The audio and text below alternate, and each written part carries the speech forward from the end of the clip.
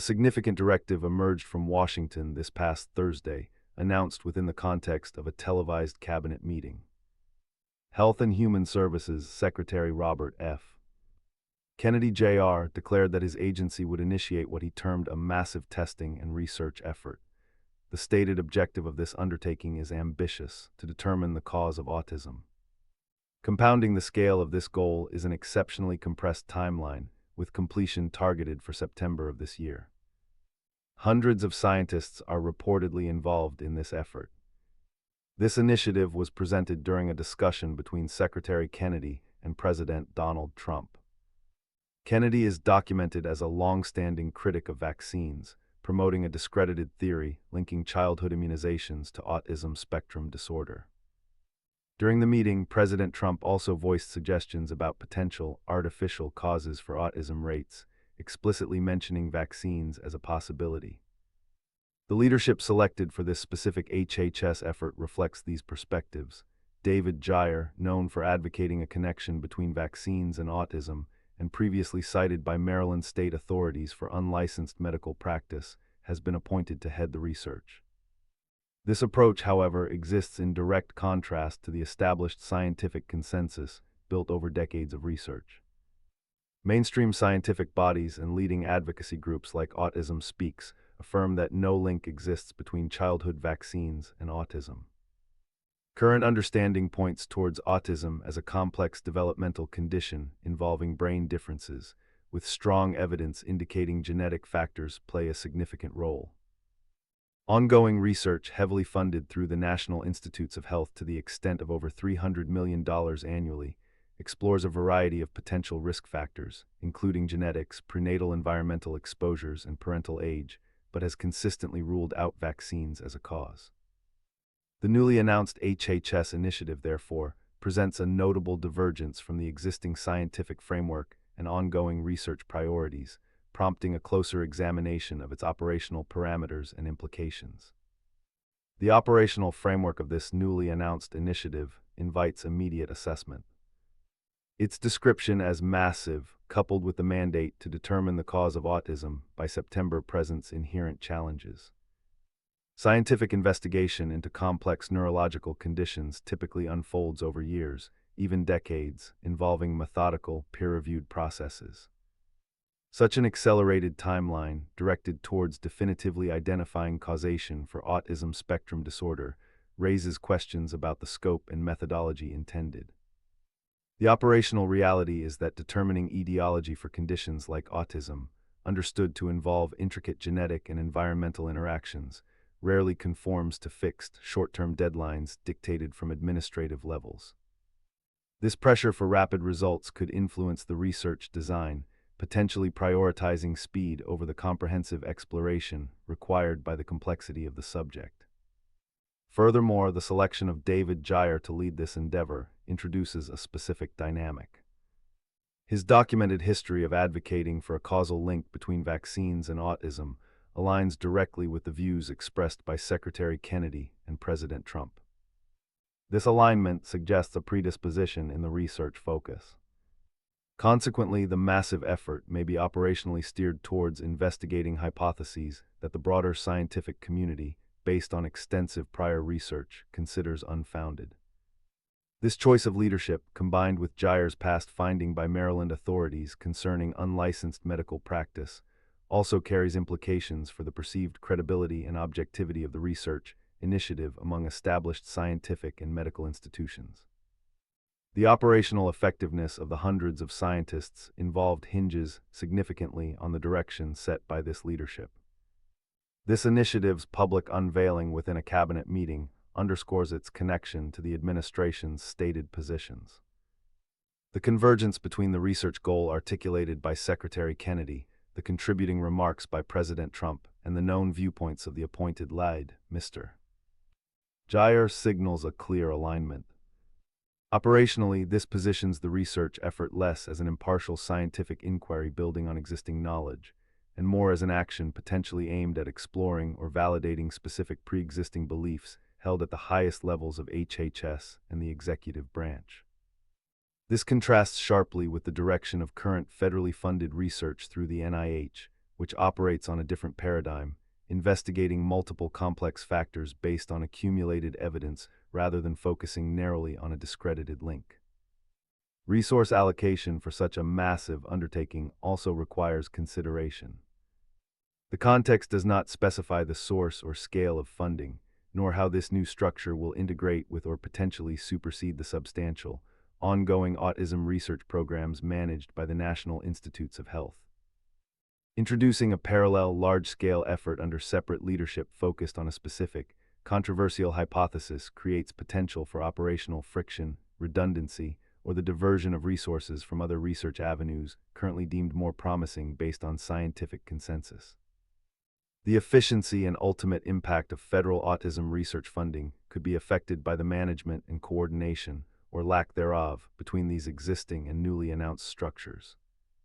Finally, the manner of the announcement itself, leveraging a televised cabinet meeting, functions as a significant communication strategy. It publicly elevates a research initiative focused on a theory that contradicts decades of scientific findings. This high-profile endorsement, combined with the leadership appointment, actively shapes the public information environment surrounding autism and vaccine safety.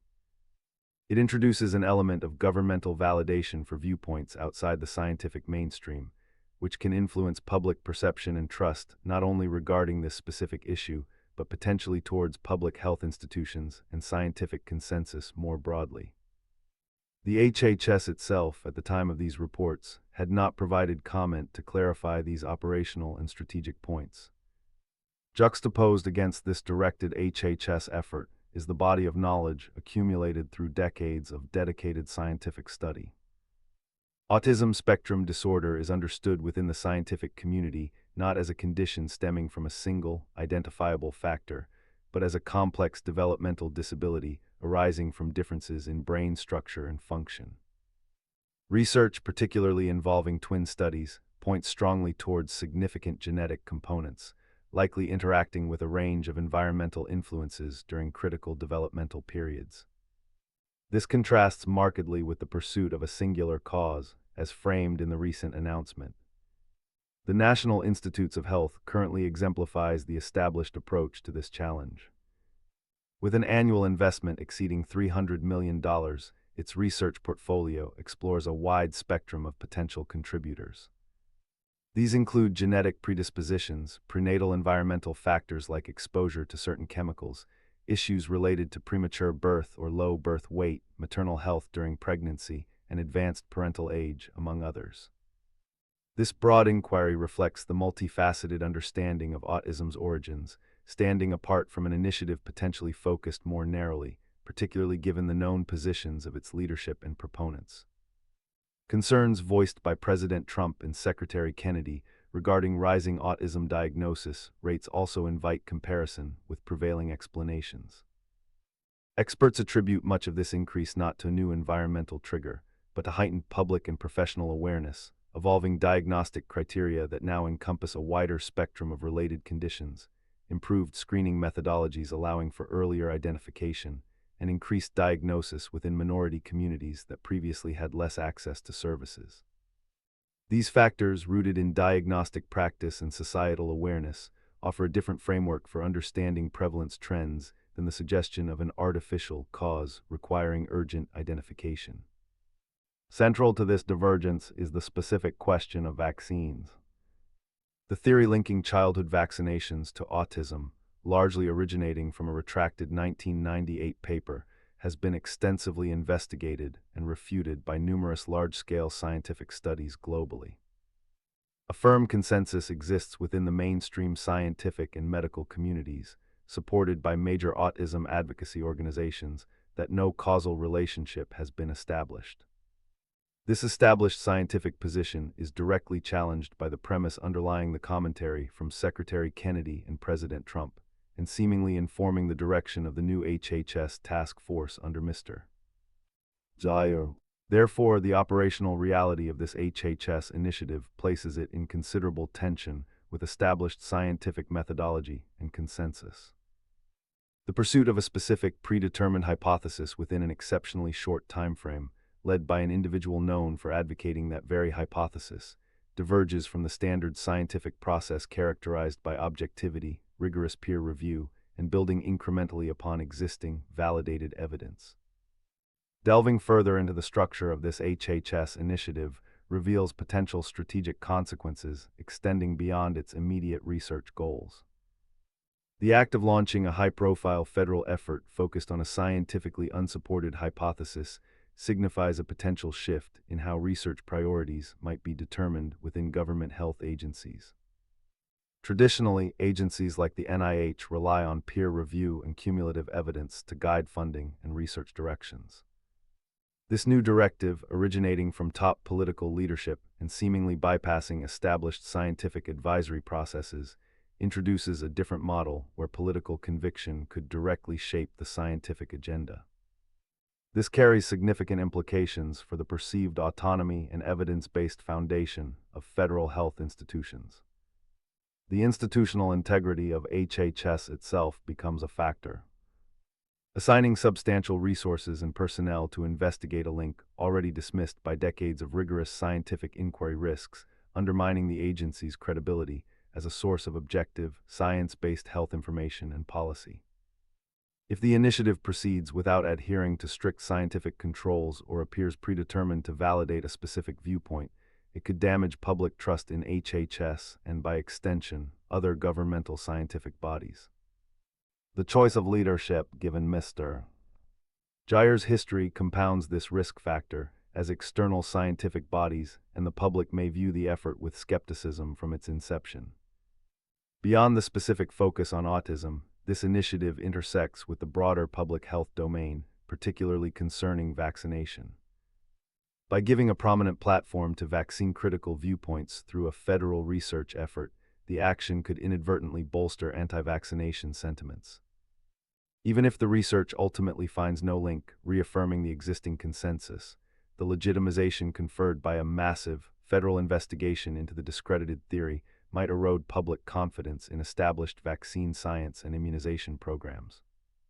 This carries potential risks for population immunity against preventable diseases, a strategic concern for national public health. Ultimately, this situation exemplifies the complex and often tense interface between political administration and the scientific establishment. The decision to deploy significant federal resources under the banner of HHS to explore theories contrary to overwhelming scientific evidence sets a notable precedent. It raises fundamental questions about the mechanisms for ensuring scientific independence within government agencies and the criteria used for allocating research funding, potentially influencing future interactions between political appointees and career scientists responsible for public health research and guidance. The repercussions of this initiative could extend significantly into the landscape of public scientific understanding. Initiating a major federal research project seemingly predicated on challenging established scientific consensus can create confusion regarding the reliability of scientific evidence. When governmental bodies dedicate substantial resources to investigate theories widely discredited by the scientific community, it may inadvertently signal that all scientific viewpoints, regardless of evidential support, hold equal weight. This could complicate efforts to communicate established scientific findings on various public health matters, potentially eroding the authority of expert consensus in policy discussions. Considering resource management at a strategic level, the allocation implied by a massive effort requires careful examination. Directing significant funding and personnel towards revisiting the vaccine autism hypothesis represents a strategic choice about where federal research assets are best deployed. This occurs against the backdrop of existing NIH programs that pursue multiple promising research avenues based on current scientific understanding. The potential opportunity cost involves resources that could otherwise be invested in exploring genetic factors, environmental influences during development, or improving interventions and support systems for individuals with autism spectrum disorder, areas identified as priorities through established scientific review processes. Internationally, the actions of a leading nation's primary health agency are observed closely. Launching a high-profile investigation into a scientifically unsubstantiated theory, especially one related to vaccine safety, could influence perceptions of the United States' commitment to evidence-based public health policy. International health bodies and scientific collaborators rely on shared standards of evidence and rigorous methodology. A perceived departure from these standards might affect international cooperation and the standing of U.S. health institutions within the global scientific community. Furthermore, this initiative might signal a potential trajectory for future health policy formulation. Regardless of the specific findings produced by September, the act of establishing such a task force under these circumstances sets a precedent. It suggests a pathway where political directives or the strongly held beliefs of senior appointees could increasingly influence the research agenda and, subsequently, the basis for health regulations and public health campaigns. This raises long-term questions about the insulation of scientific processes within government from direct political influence. Finally, the societal impact warrants consideration. Injecting high-level government focus into a scientifically resolved but publicly contentious issue like the vaccine-autism link risks exacerbating existing societal divisions. It can provide validation for fringe viewpoints and potentially deepen polarization around trust in science, medicine, and government health recommendations, making constructive public discourse on complex health issues more challenging. In essence, the announced Health and Human Services undertaking represents a significant juncture where political priorities intersect directly with the administration of scientific research. The combination of a leadership viewpoint contradicting established scientific findings, a directive seemingly aimed at validating that viewpoint, and an operational structure operating outside typical research protocols creates a distinct set of potential consequences. These range from immediate questions regarding resource allocation and methodological rigor to longer-term impacts on institutional credibility, public trust in scientific guidance, and the established relationship between evidence-based science and public health policy formulation.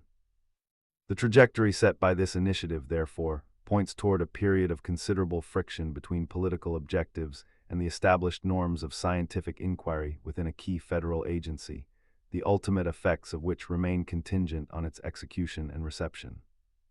Thanks so much for watching. If you enjoyed this analysis, and be sure to give it a thumbs up and hit that subscribe button for more geopolitical insights like this.